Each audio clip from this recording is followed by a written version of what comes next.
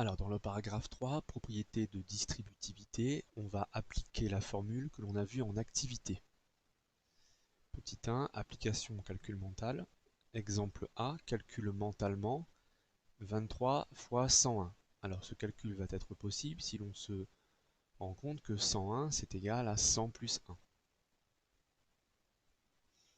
Donc 23 fois 101 c'est égal à 23 fois, entre parenthèses, 100 plus 1. Donc je rappelle la formule qui nous permet de calculer. Ici, c'est k fois a plus b qui est égal à k fois a plus k fois b. De gauche à droite, on fait ce qui s'appelle un développement. Donc je distribue mon 23 dans la parenthèse, 23 fois 100 plus 23 fois 1, qui est égal à 2300 plus 23, qui est égal à 2323. Petit b, calcule mentalement 14 fois 47 plus 14 fois 53. On utilise la formule dans l'autre sens. On va faire ce qui s'appelle une factorisation.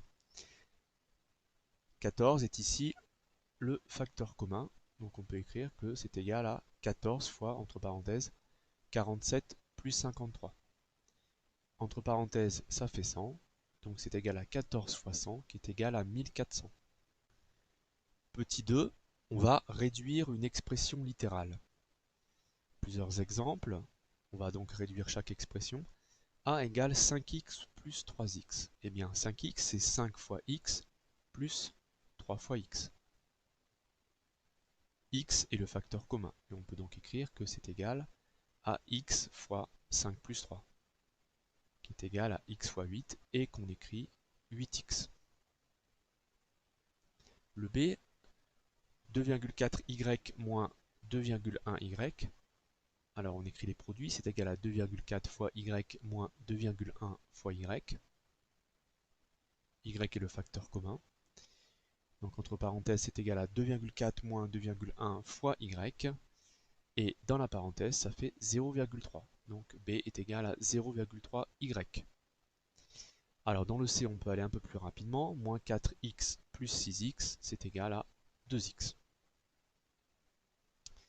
Dans le D, nous avons moins 7x moins 2y. Et bien ici, on ne peut rien faire de plus, puisqu'on ne peut pas soustraire les termes en x et les termes en y. Dans le petit 2, qui est réduire une expression littérale, on va utiliser la formule de distributivité, mais de droite à gauche, c'est-à-dire qu'on va réaliser une factorisation. Premier exemple, A égale 5x plus 3x. Faisons apparaître les produits. 5x est égal à 5 fois x, et 3x est égal à 3 fois x. Alors le facteur commun, c'est x. On peut donc écrire que c'est égal à x fois 5 plus 3. Ça, c'est égal à x fois 8, qu'on écrit sous la forme 8x.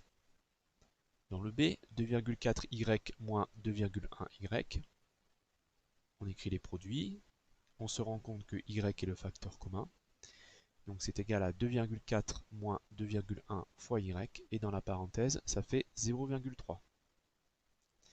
Le résultat final, c'est 0,3y. Dans le C, on peut aller un peu plus rapidement. Moins 4x plus 6x, et bien ça fait 2x.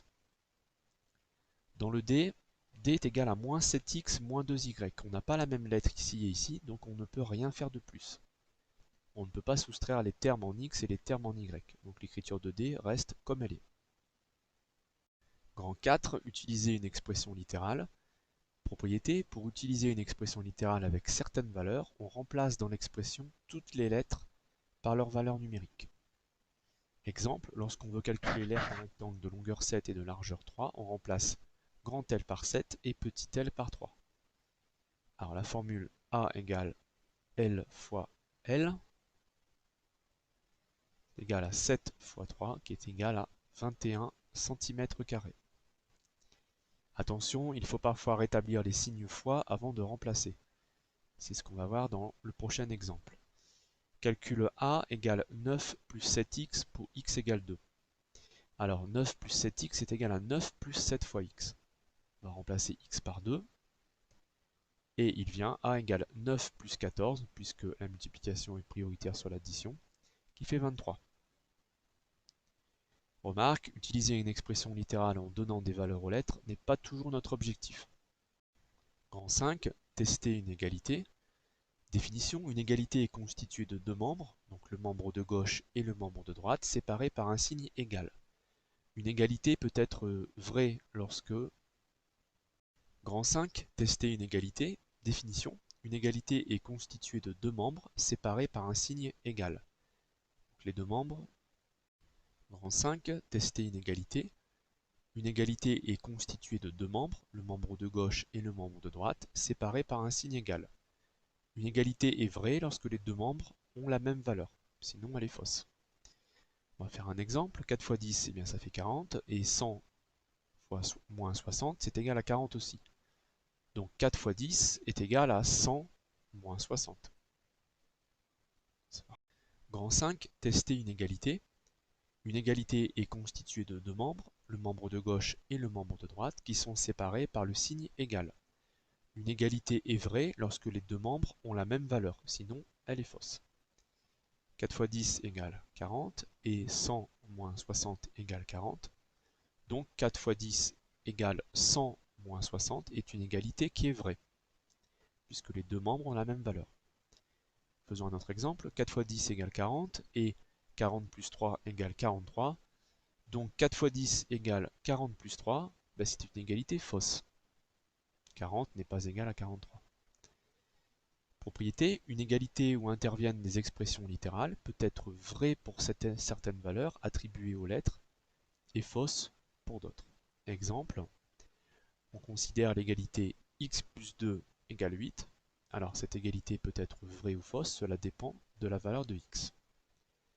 Si x égale 6, eh bien 6 plus 2 égale 8.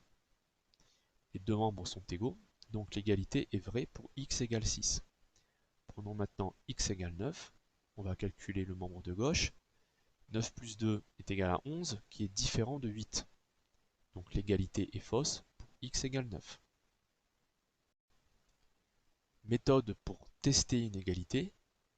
Pour tester si une égalité est vraie pour des valeurs attribuées aux lettres, premièrement, on calcule le membre de gauche en remplaçant chaque lettre par le nombre donné.